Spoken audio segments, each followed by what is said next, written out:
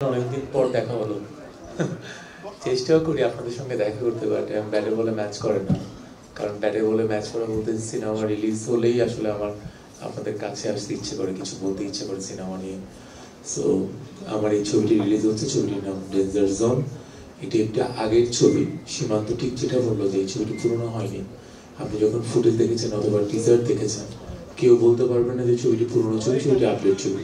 কারণ আমার চেহারাও চেঞ্জ হয়নি, শুধু ওই সময় দাঁড়িয়ে ছিল না, এখন দাঁড়িয়ে আছে। আর সো আমি চেষ্টা করব, মানে আমি ট্রাই করছি, আপনাদের কাছে বিনীত অনুরোধ করছি। ইনস্ট্যান্ট হঠাৎ করেই ছবিটি রিলিজ প্ল্যান হয়েছে। সো আপনারা যদি একটু ঠিকভাবে আমাদেরকে প্রচারে করেন, সাপোর্ট দেন, হয়তোবা ছবিটি দর্শকদের কাতারে খুব তাড়াতাড়ি পৌঁছে যাবে। কারণ আমরা সময়টা কম পেয়েছি। দেন এখন যেই প্রমোশনাল স্ট্র্যাটেজি, ওইটাও আমরা মেনটেন করছি না, আমরা একটু সাদামাটা করেই করছি, কিন্তু ট্রাই করছি যেন আমাদের অডিয়েন্সের কাছে আমাদের সিনেমাটা পৌঁছায়। সো আমি চেষ্টা করব আজকের এই দিন থেকে শুরু করে আপনারা এই ছবিটির প্রচার চালিয়ে যাবেন। আর এই ছবিটি নিয়ে ছোট্ট একটি গল্প হচ্ছে।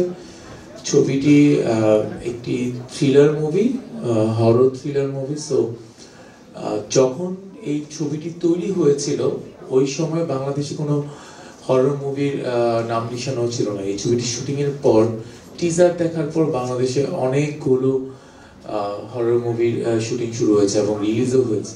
বাট আমি বিশ্বাস করি অনেক ছবি কমেডি হয়ে গেছে, মানে আমাদেরটা কোনো কমেডি হবে না, আমাদেরটা রিয়েলি একটি ভালো ছবি হবে এবং এটা দেখে মানুষ বের হওয়ার সময় ভালো কিছু বলেই বের হবে।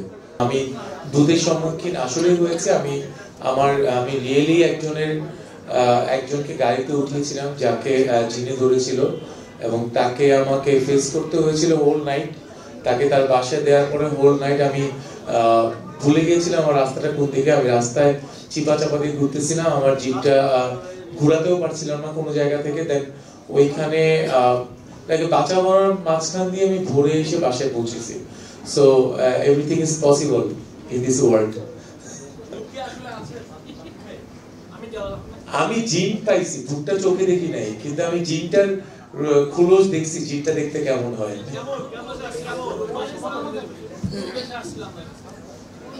বেশটা নরমাল ছিল, কিন্তু তার যখন আপনি জিন ধরার পরে যে ফেসটা, সেটা এক নরমাল, লাইক ডেঞ্জার জোনের মতো। যা বুঝতে পেরেছি, আমি ছবিটি দেখিনি। সানি যেটা বললো যে তার অনেক কষ্ট হয়েছে এবং ভিএফএক্স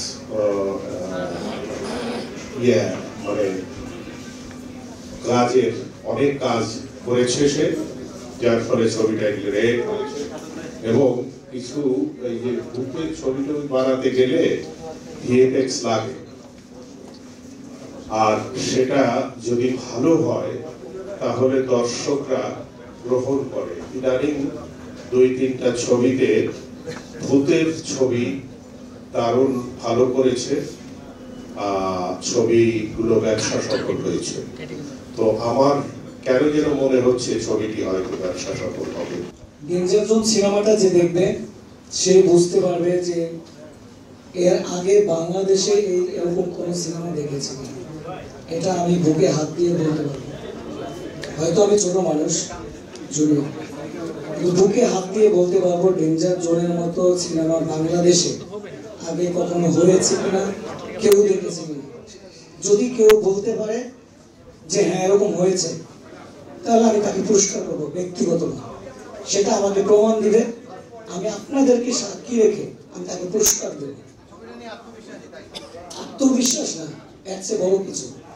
তবে দেখতে হবে, না দেখলে তো বুঝবে না। কারণ আমি বলেছি, বলেন আপনি বলেন, আমি বলেছি যে আমার সিনেমাতে দেখানো হয়েছে একটি গাছ একটি মানুষকে খেয়ে ফেলে। বলেন বাংলাদেশের সিনেমা আপনি দেখেছেন? এখানে কে দেখেছে বলতে পারবে? পারবে না। এইটাতেই মনে হয়। তো এরকম আমার এই সিনেমাতে অনেক দৃশ্য রয়েছে। এবং আরেকটা কথা হচ্ছে, অনেকে বলে যেটা সত্যি, যে 5 বছর আগের সিনেমা। বিষয়টা হচ্ছে কি, আপনি একটা জিনিস বলুন, আপনি হলিউডে একটা সিনেমা বানাতে 10 বছর লাগে। আজকে শুরু করেছে, 10 বছর পর রিলিজ হয়। ভিএফএক্স এর জন্য। তাই 10 বছর পর কি ওই সিনেমাটা পূরণ হয়ে যায়? না, ওই সিনেমাটাকে ওইভাবেই মেকিং করা হয়, ওই সিনেমাটাকে অতটা টাইম নিয়ে আমার সিনেমাটাকে আমি ওইভাবে চিন্তা করেছি মিনিমাম 15 বছর সামনে। আমি যখন গল্পটা লিখেছি, আমি নিজেই যেহেতু লিখেছি, আমি তখনই চিন্তা করেছি গল্প লেখার সময় আমি চিন্তা করেছি আমি কি এই মুহূর্তে প্রডিউসার পাবো, নাও তো পেতে পারি। সো আমি যে 10 বছর 15 বছর পরও যদি আমি প্রডিউসার পাই তাহলে আমি সিনেমাটা বানাতে পারি, ওইটা মাথায় রেখে ওইভাবে কাজ করেছি। এবং আমার এই কথার সাথে মিল আছে কিনা আপনারা অবশ্যই, ট্রেলারটা রিলিজ হয়েছে জাজ মাল্টিমিডিয়া থেকে, ইগল থেকে রিলিজ হয়েছে, আপনারা আজকে ট্রেলারটা দেখবেন, তাহলে তো কিছু হলেও ওখানে সংক্ষেপ তো দেওয়া আছে, সবকিছু নাই, তাহলে বুঝতে পারবেন যে আমার কথার সাথে মিল আছে কিনা।